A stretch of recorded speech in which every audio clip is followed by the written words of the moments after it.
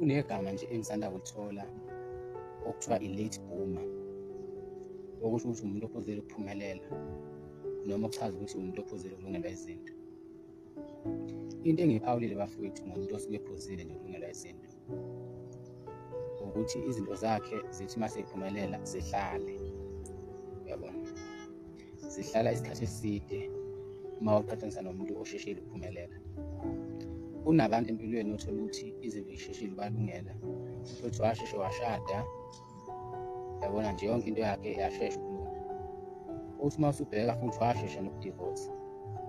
Omunye-ke kusheshe kulunge konke, eshade ebenayo yonke into, uyabona, ubone ukuthi lo muntu usephumelele senayo yonke into, kodwa evele engaphili isikhathi eside emhlabeni.